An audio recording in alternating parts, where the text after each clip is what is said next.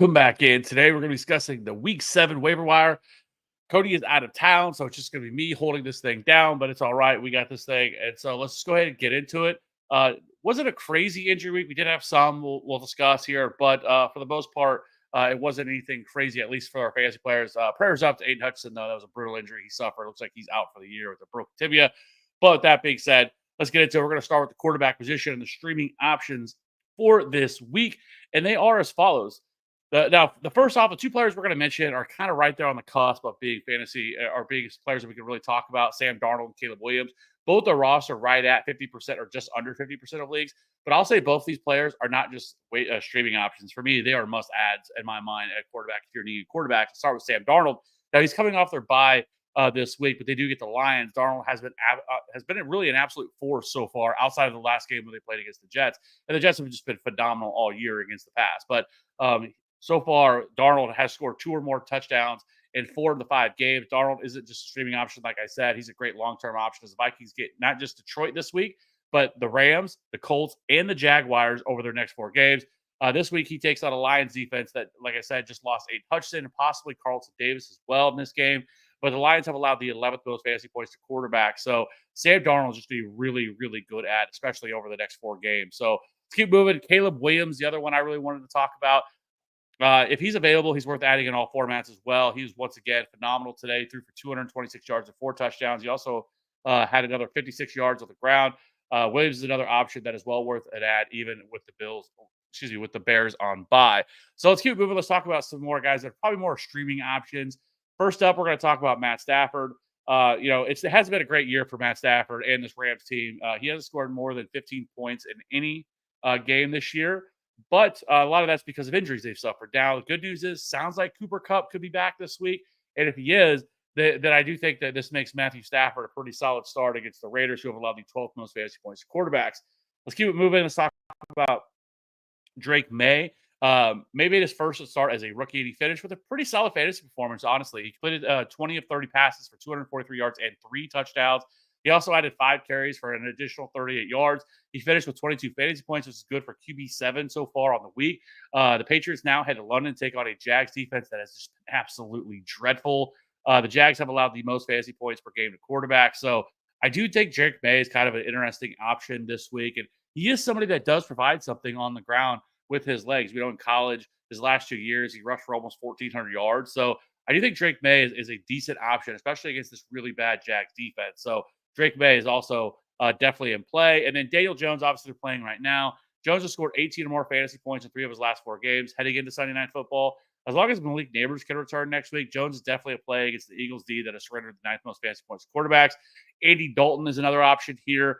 10% roster, bounce back this week against the Falcons. He completed 26 of 38 passes for 221 yards and 2 touchdowns for 17 fantasy points.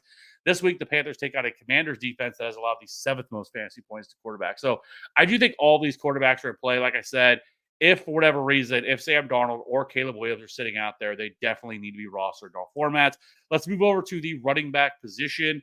Let's jump over there, and we're going to start with Kamani Vidal. Now, he's somebody that I kind of talked about a little bit this morning about because he was finally getting an opportunity, but with Gus Edwards, or Vidal didn't get a ton of opportunities, but he did make the most of them.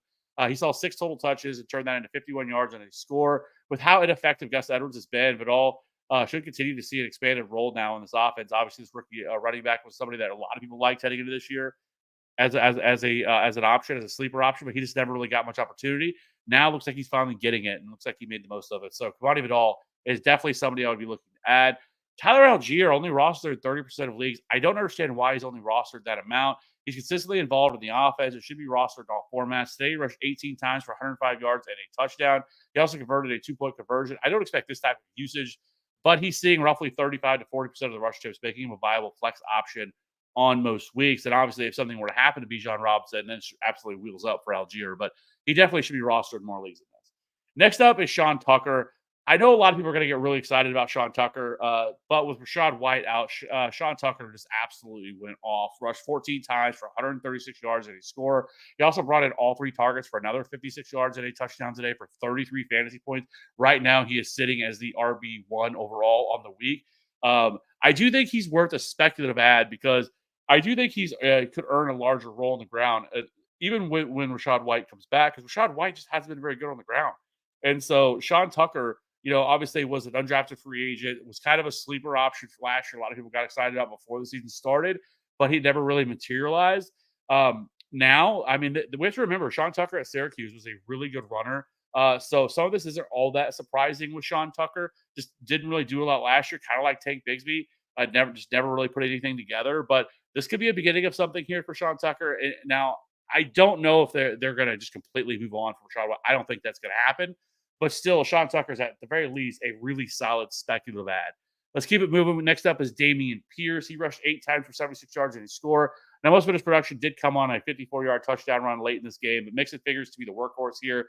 But Pierce could be a solid handcuff in the event Mixon were to miss time. Have to remember, Damian Pierce has missed every week so far due to a hamstring injury. So this was his first start of the year, or excuse me, first game he's played in this year, not start. But Joe Mixon is still going to be the workhorse of this backfield. But Damian Pierce looked like he had some juice here. So if something happened to Mixon again, Damian Pierce could end up being that guy because Cam Akers did absolutely nothing with the opportunities he was given whenever he was able to play. So next up is Tyler Goodson, rostered in only 3% of leagues. This is more of a speculative ad if Taylor were to miss another week. Goodson looked like the better back between him and Sermon. I mean, Sermon was terrible today.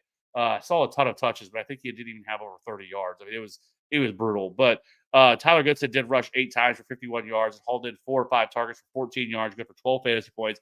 He's now scored double-digit points in back-to-back games. If Taylor misses another week, Goodson will be a solid option against the Dolphins here.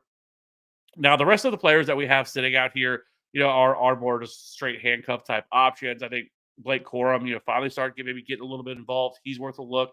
Isaac Garendo, I think other people might have a little bit higher than me, but it does sound like Christian McCaffrey could be back as early as this week, possibly not till week 8, week 9, but his time is coming. And so when that comes, I mean, Isaac Garendo is never going to see the field. So I think he's worth some sort of a stash or something like that because Jordan Mason did leave the game with a shoulder injury, but it sounds like they said that he might have been able to go back in if they needed him to. So worth a stash, but I wouldn't go overboard with this because, like I said, CMC is imminent.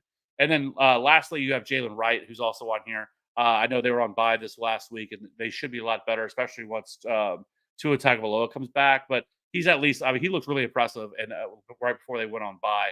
And so I do think he's also worth a look. And then CEH is kind of a deeper league. It sounds like there's a good chance that he's going to be active this week, and we'll see what his role will be within this offense. So I just think he's worth a speculative ad as well. So let's keep it moving here. Let's jump over to the wide receivers for this week. First up, we have to talk about is Demario Douglas, rostered 21% of leagues. With Drake May starting, the Patriots finally look like a functional offense. Douglas was the biggest beneficiary, seeing 9 targets this week.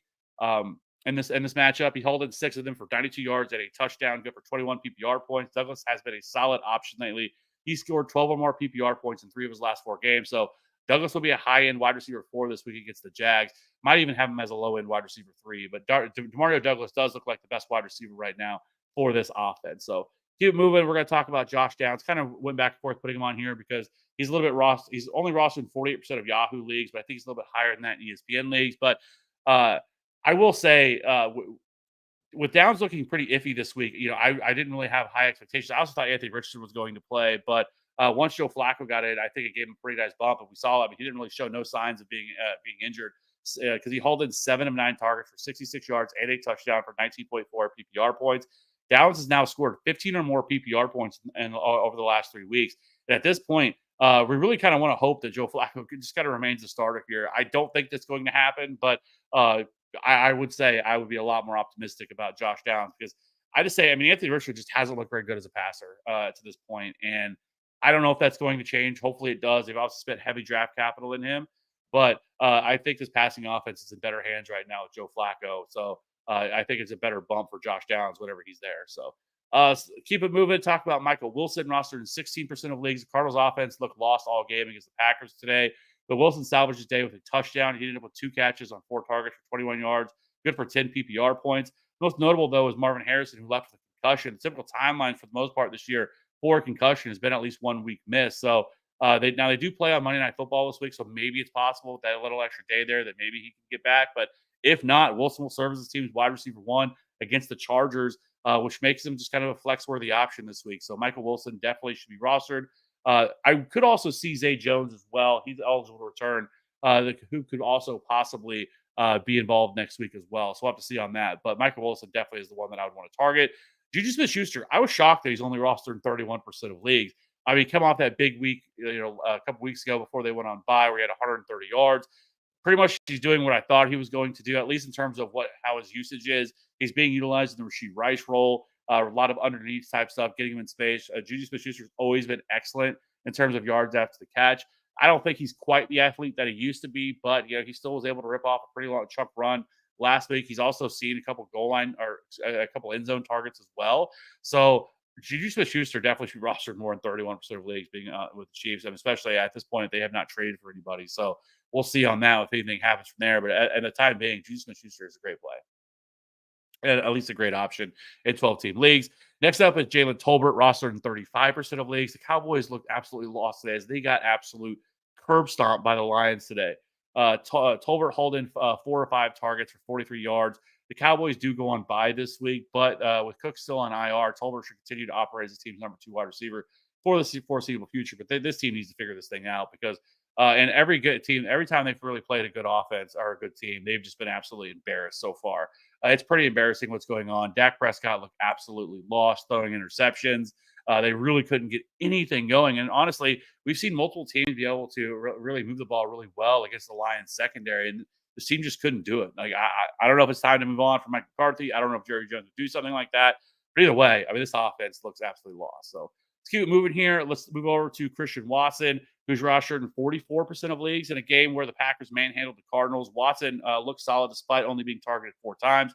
He hauled in 3 of them for 68 yards and a score. Watson missed last week with an ankle injury, but it didn't really seem to affect him. Watson is a solid add if he was dropped, especially with Dontavian Wicks leading with a shoulder injury. Packers will get a solid matchup next week at home against the Texans as well. So Christian Watson, if he happens to be sitting out there, I definitely think is worth a look.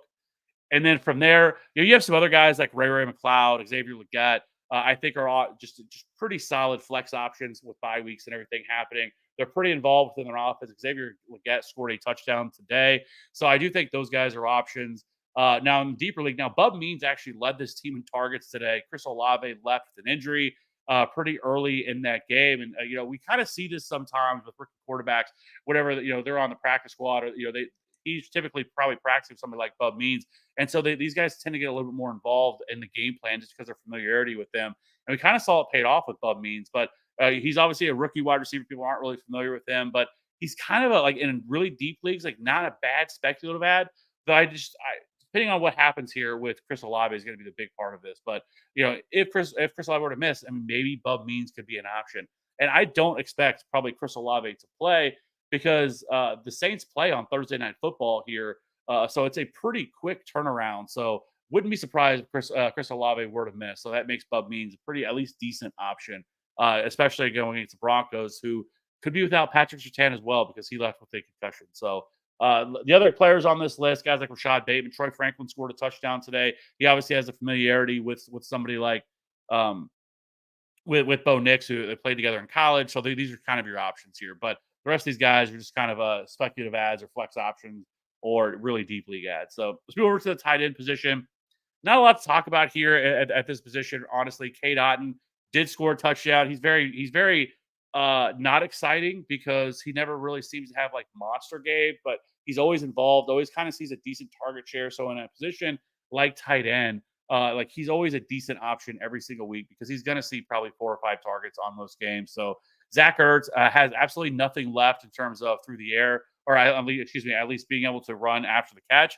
But he continually sees a pretty solid target share each week, so he's worth in play. Hunter Henry scored a touchdown today, and again, much like Drake May, I think he's a big beneficiary of this. So Henry was is easily a top 10 tight end this week, and I think he could continue to carve out a decent role. So Hunter Henry's in play, and then lastly is Jatavian Sanders. Tommy Tremble actually left in the second quarter with concussion. They're still waiting as well.